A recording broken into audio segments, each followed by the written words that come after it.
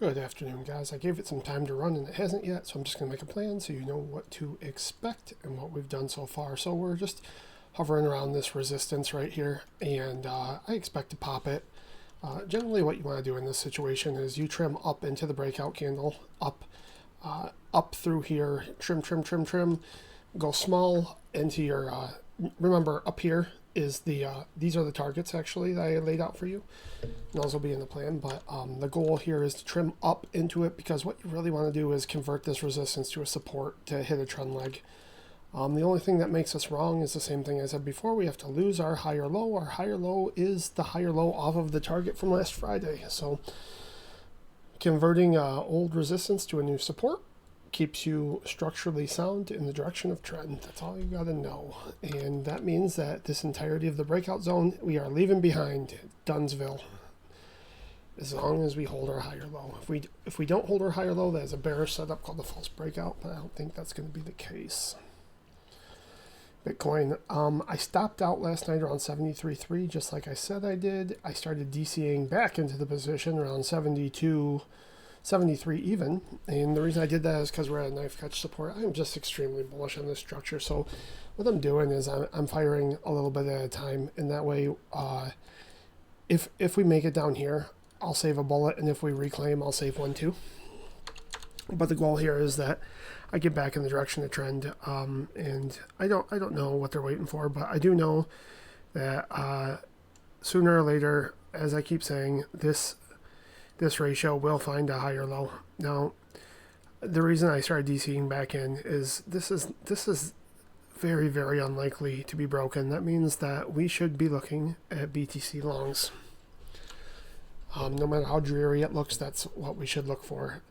Also know that this is a high time frame idea, meaning if we come down and tag this level, it makes no difference to our ratio. That's why I'm DCAing in instead of just going whole hog right now.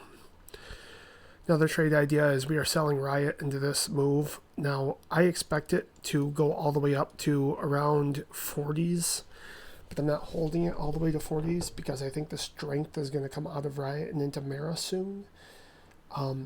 Another thing to clarify is I have RIOT shares and Mara shares. These are high time frame trades that I've had for a couple of years at this point. I trade around them so I can accumulate as many as possible without spending more capital. I never want to put more money in my portfolio. I want to take profits and move them around to advantageous places. I do want to note one thing. The other day I made a mistake. I said RIOT is about 120% off its lows and Mara is about the same. I was not zoomed out, which is why I was a little bit confused at the time, but RIOT is actually a lot closer to 5x off of its lows. So the idea behind this pair trade isn't that RIOT is bearish and Mara is bullish. They're both extremely bullish compared to the other miners, and I want high time frame shares in both. The idea is that there's going to be a catch-up trade, meaning they're like they're leading and lagging legs of each other. So you pull the little rubber band back and it flings one way, and then the oscillation whips back the other way, and we want to just play those oscillations to accumulate positions between, right? So right now the oscillation, we should be going back towards Mara. So if RIOT can 5x off the lows, Mara can 5x off of its current price, so we would expect a 5x from the 15, and we want to go ahead and accumulate. It looks to me like altcoins are breaking out finally. Remember, we're in this 1-2 right here. So I like alts, but not for a big part of my portfolio. I have about 2% of my port in alts. The funny thing about these is if this trade works the way I'm expecting, my portfolio will suddenly be like 30% altcoin, and I won't even hate it, right? It'll be fine. I have CRV and Jasmine for this. AMD, I am selling into this spike again. I'm selling before the targets to put into Mara. I will time this, but basically I'm slowly DCAing out of this, even though I expect higher. The reason is because if I expect Mara to 5x from here, and I expect AMD to 0.5, to put on another 50% move. Now that's astronomical. That's a huge move for such a large company, but you got to stick the money in the most advantageous spots, right? So it's not about how far you're going to go. It's about where the opportunities lie. But know that I have high time frame shares in every single thing that I'm covering. And what I'm talking to you about is trades. Trade being defined as anything that's not in capital gains territory as we move money around. Coin looks like it's going. Coin we bought right here. I waited for the exact second to tick it. And now I rode this whole thing because I don't care. I don't care. I have shares of coin and I'm going to sell them about 300. It is trading about 180. So whatever happens to convince people or myself that I am wrong, I do not believe them until my buy-in is lost, and we have not done that. So I hold long coin. Oxy, I'm just waiting for a short entry. I do believe that they'll give it to me, but I won't hold my breath. I advise people to take profits if they were short right here. That doesn't mean you should close your whole short. It means take profits because they could give the exact same entry, and then you can use the profits to re-enter again. And if I'm wrong, you just hold to the next target, which is right here, right? So you gotta split the difference a little bit, guys. Meta was a good sell yesterday. Don't sell all of it, but you got to trim into resistance, right? We expect this thing to go 800 before everything's said and done, but it's a great time to trim out of this and use the powder somewhere else while this flags, right? Because as this starts to flag, that means other things will stop and start moving, and we got to move our money around. New is my big adult play. I'm just letting this cook in the direction of trend, and we've been doing this for a long time. I mentioned earlier I was going to look into a hood long. It looks like I missed my opportunity here. It's funny, I just started talking about this a day or two ago, and apparently this was the day when I was talking about it to buy, but I missed it, so I will keep it on my watch list. But that's not it. You don't want to chase that one. Netflix, I'm waiting for a short to set up. MVAX is down 8%. It matters not because it's up 20%. This is just how these things move. I expect this thing to trade 50. Low liquidity, big mover. So if you haven't had enough of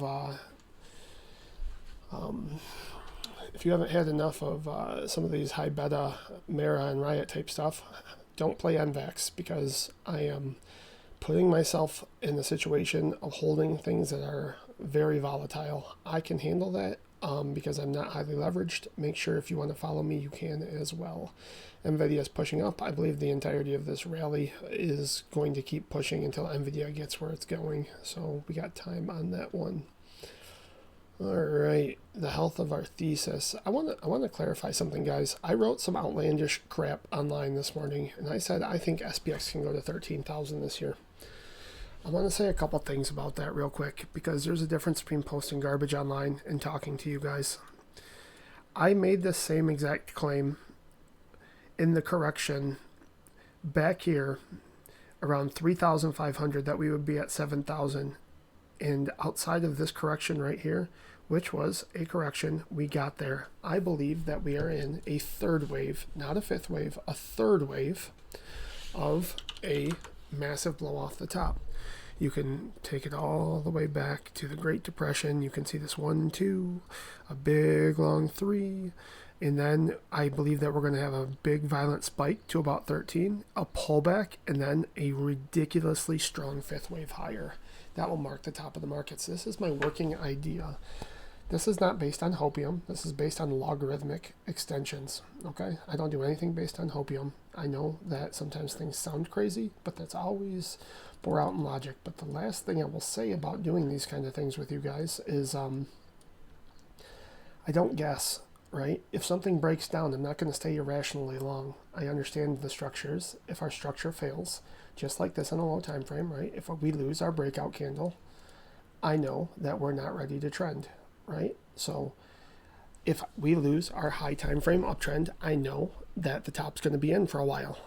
And that is a different vibe than just saying, I believe it's going to 13,000. So yeah, I do have extensions up there. They're based on fibs. They're anchored to real candles. They're numbers that exist in the ether.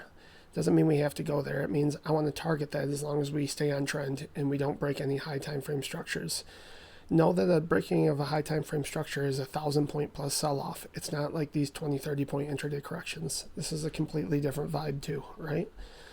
If you can stay on board with me and the fact that I'm not crazy, I have these ideas they're founded in something and they're not random, then you can come along, right? But there's no point in doubting the whole thing the entire way, guys. When it's time to get out, we're going to get out. because the structure is going to break. It's not like I'm going to stay long when the structure breaks and be like, but my idea, no. You know, it's going to be fine. So it's good to have upside targets. It's not to be crazy. It's just because you should know where you're going, right? You should know what's possible. And then if you don't get there, fine. But you high marked it the best you could until the structure broke. And we will continue pushing it in that way, in that logical way. That's about it for today, guys. I'll talk to you later.